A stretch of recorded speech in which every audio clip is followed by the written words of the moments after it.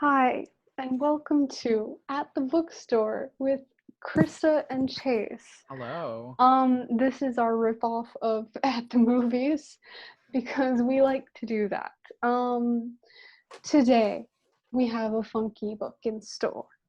It's called It's Not Like It's a Secret by Misa Sugiura. If I'm not pronouncing that right, please roast me, but also help me learn. Overall, this book, 11 out of 10, but that's not the point of what I'm trying to say right now. Premise of the book. I will read you the Goodreads summary because I would probably put too many opinions in a summary. 16-year-old Sana Kiyohara has too many secrets. Some are small, like how it bothers her when her friends don't invite her to parties. Some are big, like that fact that her father may be having an affair. And then there's the one that she can barely even admit to herself, the one about how she might have a crush on her best friend. When Sana and her family move to California, she begins to wonder if it's finally time for some honesty, especially after she meets Jamie Ramirez. Jamie is beautiful and smart and unlike anyone Sana's ever known. There are just a few problems. Sana's new friends don't trust Jamie's crowd. Jamie's friends clearly don't want her around anyway, and a sweet guy named Caleb seems to have more than friendly feelings for her. Meanwhile, her dad's affair is becoming too obvious to ignore anymore. Sana always figured that the hardest thing would be to tell people that she wants to date a girl. But as she quickly learns, telling the truth is easy.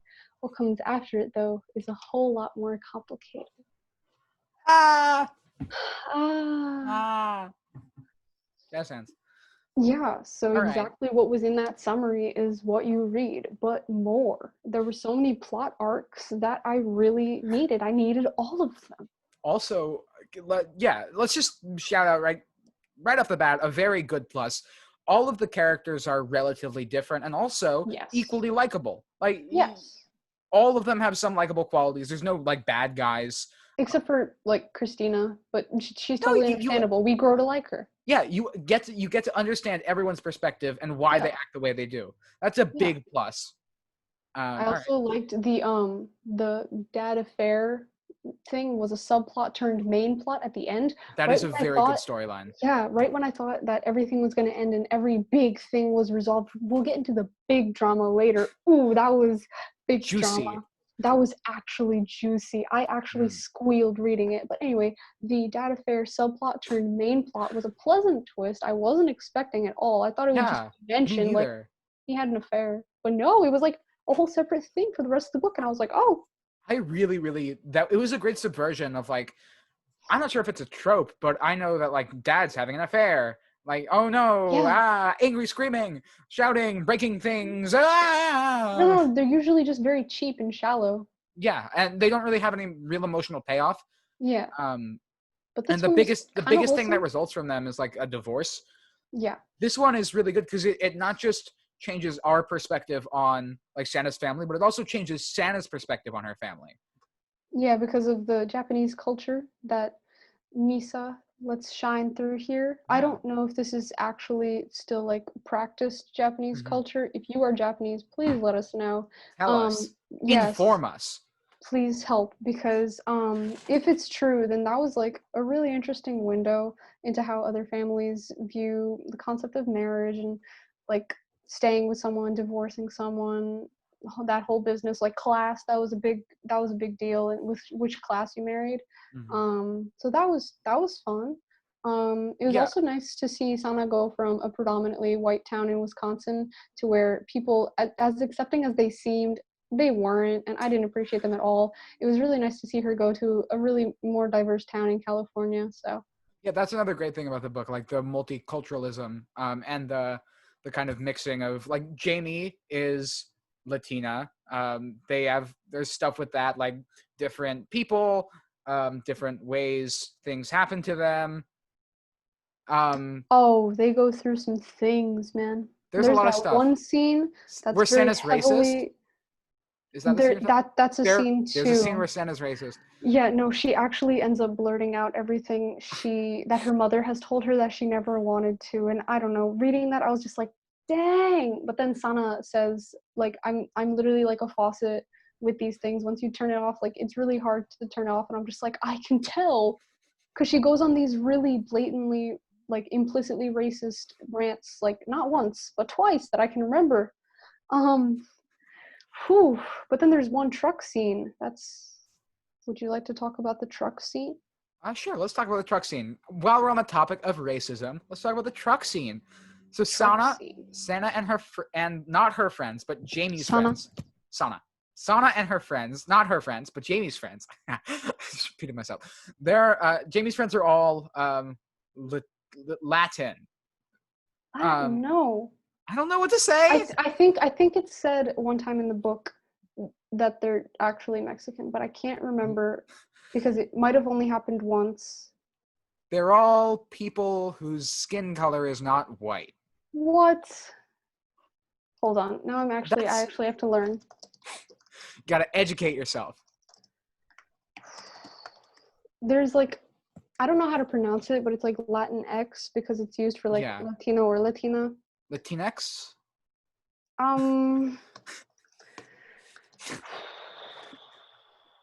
don't know how to pronounce words. I like this. Welcome to How to Pronounce Words. Ooh, how to say it? Okay. Are you ready? Ready. Latinx. Latinx. There we go. All of Jamie's friends are Latinx. And so they're like on a truck.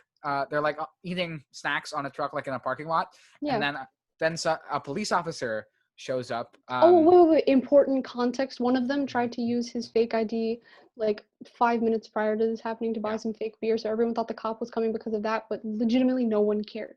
Yeah, the cop was just like doing his rounds, doing being a drive-by as always. Yep, that's because that's a job, I guess. Being suspicious.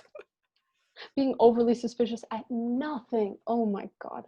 Anyway, the cop comes over to Sana and Jamie's friend. Sana, Jamie, and Jamie's friends, and he is like kind of like being a cop.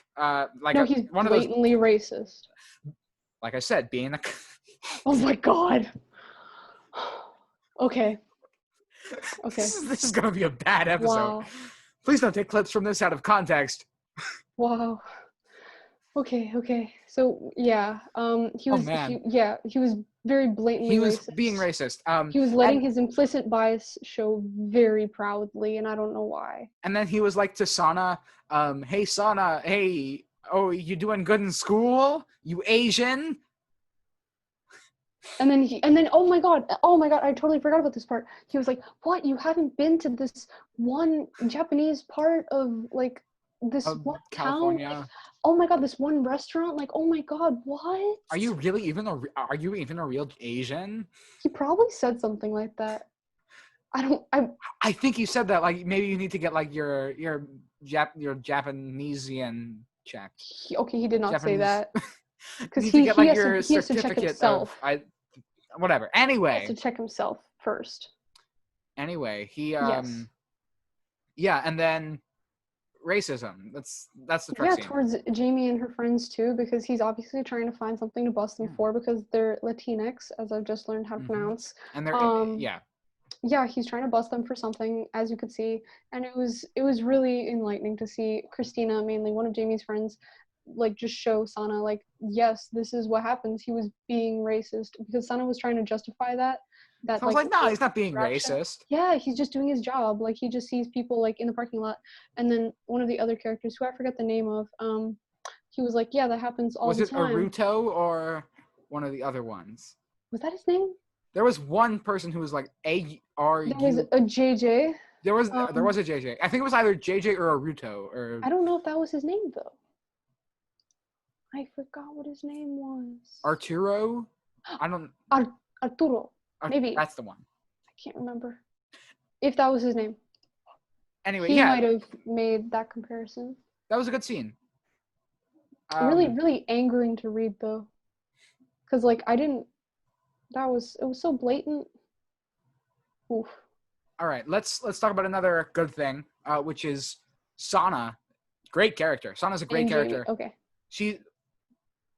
Sana is a great character. Her internal monologue is extremely relatable. She is 16. We are 16.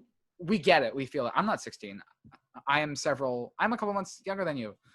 Haha, my birthday just happened. Happy birthday. Your birthday just happened. Anyway, Sana is a really good character, and I like Sana. Sana's a great character. Yeah. her stubbornness is what makes her final like realization of all her implicit biases all the more impactful, because she goes the entire book, well, not the entire book, she goes a fair portion of the book saying, oh, my last thing in life is like to be like my mother, and she says all these really crazy things. How could one person even think that? But then she finds herself spewing them all out in the same manner. But then by the very end, she finally lets go of them, which was, wow, character arc 100. She's also, I said it already, we got it. Anyway, aside from Sana and Jamie. Sana and Jamie, it's a cute couple, and it's nice really development. Very good development, because like they start out as like not even friends, just like kind of study buddies, and then they become no. Well, no. I mean, Sana sees her. This was such a relatable scene. Yeah. Sana sees Jamie in Bed Bath & Beyond because Jamie works there, or at least worked there over the summer.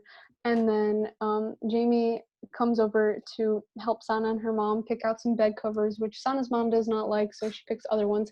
And then Sana, on the first day of school, like sees Jamie and she's like, oh gosh, fascinating Bed Bath & Beyond girl. And that is the code name. Have never related to a scene more. And then she goes up to Jamie and she's like, oh, do you remember me? I was at Bed Bath & Beyond. And Jamie's like, no, I don't.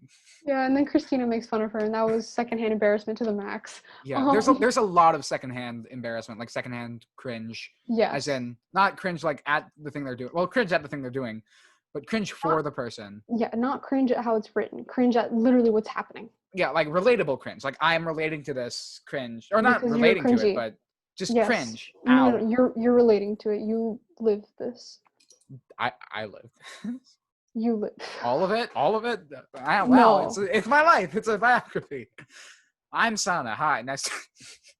You wish you were Sana. I wish I was Sana. I said it with Becky, but everyone wishes they were Becky. I wish I was Sana. Anyway, Sana and Jamie, good relationship. And then basically Sana just becomes like infatuated with Jamie and goes on the goes on the cross country team. Goes on the cross country team to be with her, and then they study together, and then like they study a lot, and you're like, and the tension builds, and like little things happen, like they touch their knees, and they were roommates. Their knees touch. Their knees touch. Their bees' knees. And then would you like to talk about the van scene? Oh, okay. Van scene. Oh, it's prom night, buddies. It goes down on prom night, buddies. Well, it's homecoming. Okay, I never really understood the premise of homecoming. So Nor did I. Prom night. Because in my school, homecoming isn't a dance. It's just like when all the football games come home. Yeah, it's just people come home and there's a football game. Yeah, I only know of the football game that everyone was. All the seniors come back and there's a football game. Oh, I did not know that's what it was. Yeah, that's what homecoming normally is. Here, it's a dance. Maybe it's a dance in the West. I think it's more like Midwest and West. It's a dance. Okay. But also maybe New Jersey. That's so random. Midwest, West, New Jersey. Anyway, so it's homecoming, not prom. And there's this dance, which is a pretty standard high school dance. There's one girl, Elaine, who's trying to get with her crush, Jimmy. That's going as awkwardly as you'd expect, except surprise, surprise. Can I spoil? You sure can. They somehow get together. By what means, I don't. I wish I had Elaine's luck. It's the means of Elaine constantly pining for him. Yeah, but how does that work? I had the exact same shock that all of Sana's friends had. How does that work? But that's not the point. Anyway, so that's the dance. It's any high school dance. It's pretty sick, bro. Yeah, no, it's not. No, it's but not. Whatever. Then it's Sana, very lame. Yes, then Sana goes to take her bag and everyone else's bag. Everyone else's bag, pretty much, to the van. I forgot whose van it was. Someone had a van. It's not sketchy. Was it Reggie's? It wasn't Reggie or Reggie's sister? No, Reggie didn't have a sister. I forgot whose van it was. It was one of the people's vans. Someone had a van. Okay. It's not sketchy and no one got kidnapped. And then unless there's like a part we didn't read.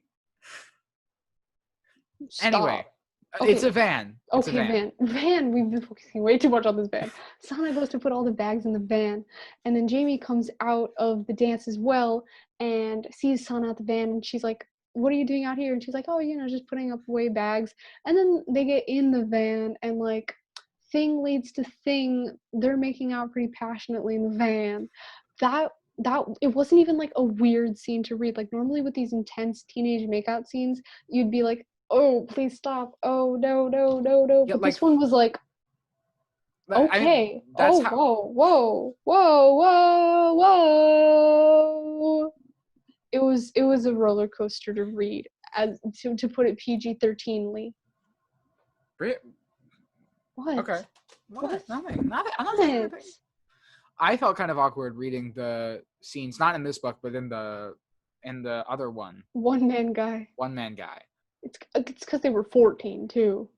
Yeah, like one of them was 14. 16. Things are more acceptable, like more adult behavior is acceptable now. One of them was 14. Because you're like growing. It's like you have autonomy now. All right. What else was good? Casper. We didn't talk about Casper. Casper's good. Caleb. Fuck. Casper. Damn it. Casper the ghost? Wait, is that his name? Casper the friendly ghost. I love him. My favorite. Caleb the friendly ghost. Caleb, solid. Ethan, Caleb is cool. Ethan, but genuinely cool. No, Caleb is like if you took Becky and then made her a man and then made her way cooler. And then made her a goth. Half a goth hypocrite. Caleb is cool as hell. I mean, he's not. Yeah. It's a front. Caleb is a better character than Becky. Just like as he's more likable. I love Becky. It took a lot for me to like Caleb because that first impression, he was not very warm and welcoming. He was very. He's like, run. Yeah. Run, Sada. This high school sucks, man. High school sucks. High school's a cesspool. School sucks. Does he say those words? No, but that's his vibe.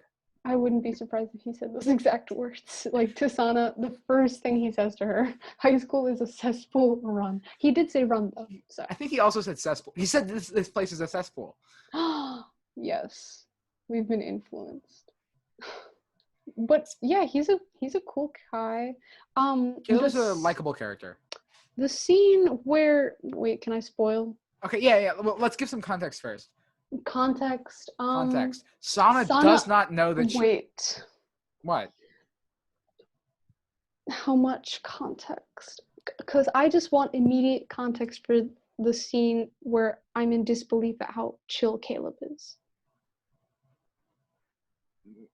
I'm confused. Moral of the story, Sana and Jamie are in a relationship, but then Sana's pretty scared Jamie's going to break up with her because Jamie goes to a dinner with her ex because she thought her ex was going to bring her father who could get her a letter to get into, I forgot Stanford. Stanford. Yes, they're in California. Yeah, and then Kayla is the ex-girlfriend. Kayla is the name of the ex-girlfriend. Kayla. No. Yeah. Her name is, hold on. I really thought it was Sophie. She's not Sophie. She's not Kayla. I really think she's Kayla. What's her name? I know it. It's Kayla. It's not Kayla. For sure it's not Kayla. You really, really don't think it's Kayla? I really don't. Is it Layla? Layla. Let's see if I can search the book. Plausible? Kayla. Did we find people talking about them? No results for Kayla. Because it's not Kayla. Oh my gosh. Okay, sorry to damper this scene, but like, what is her name? Ex-girlfriend. All right. I'm looking for mentions of Kelsey. I knew it started with a K. God. Okay. Kelsey. So that's the whole deal, and Kelsey's being a little too touchy, and Sana's basically scared Jamie's gonna break up with her. So off the advice of her friend Elaine, who's like, basically, you should try boys, Kayla. Yeah. Not Kayla. Sana. You should try boys, Sana. It'll be fun. You should try it. You'll like it. Sana, try boys. Sana, try boys. And then she's just like that for like a month, and then Sana's like, no, maybe. what? No, not a month. Sometime definitely. Not sure if it was more or less than a month.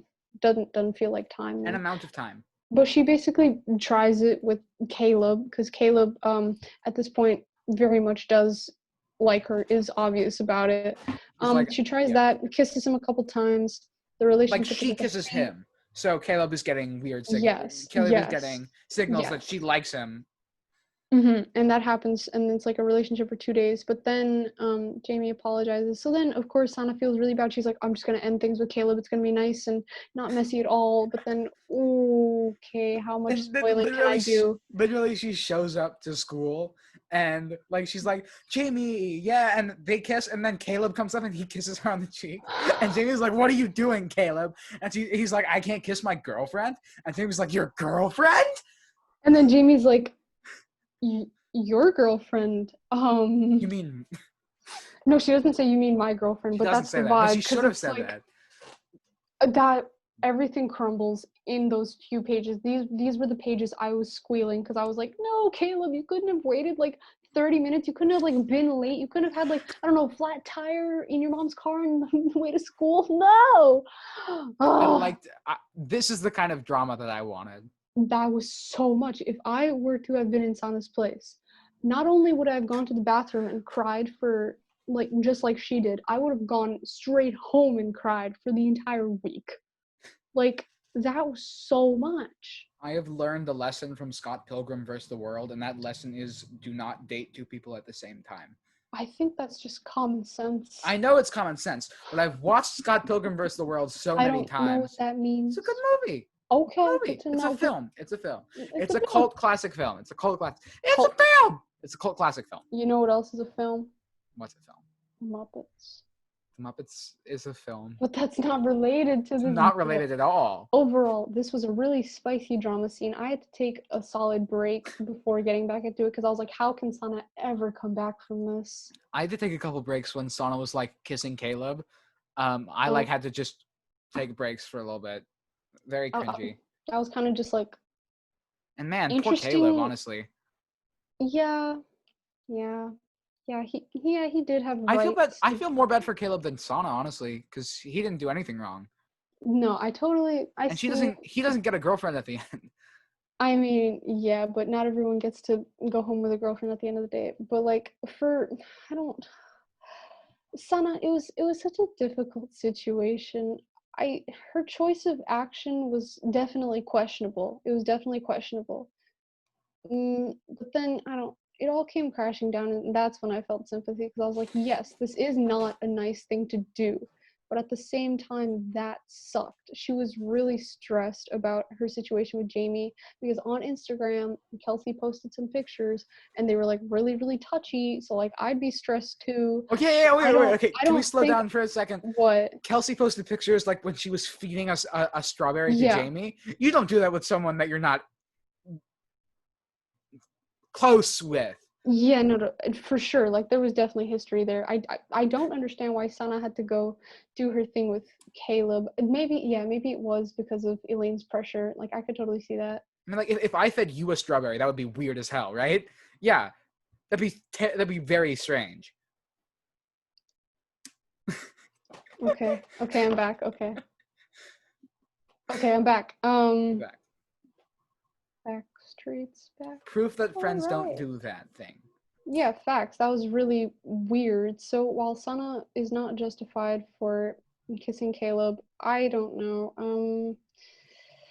She had a good plan originally, like, oh, yep, everything's good with Jamie. Like, she's not hung up on Kelsey because I was stressed Jamie was gonna break up with Sana and get back with Kelsey too. So like, I think Sana was trying to get like a backup plan going. That's really terrible. You don't start your backup plan when you already on your main plan. That was really sucky timing. But like she was just trying to end everything so smoothly, and then it all just came crashing down, which is when I really felt bad for Sana. All right. Anything else to add?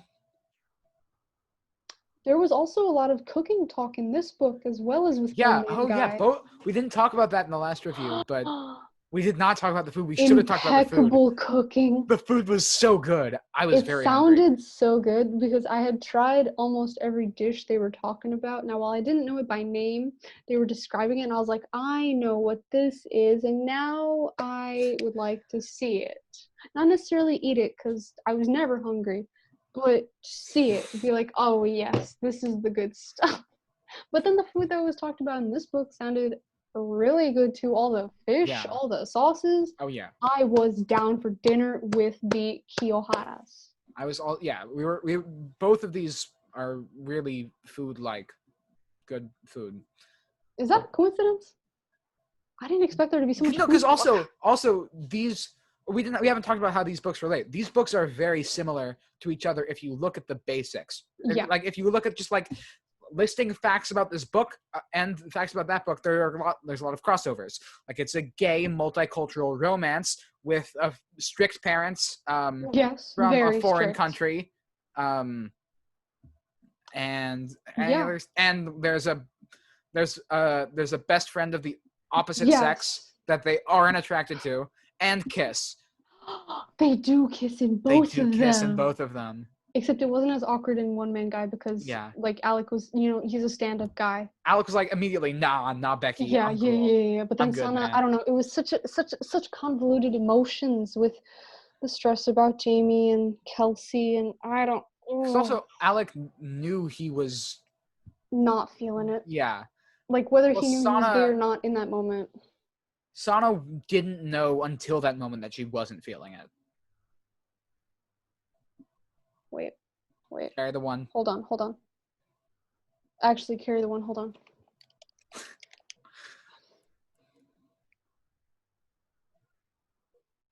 Wait, this is taking a while. Hold on. There's so many ones.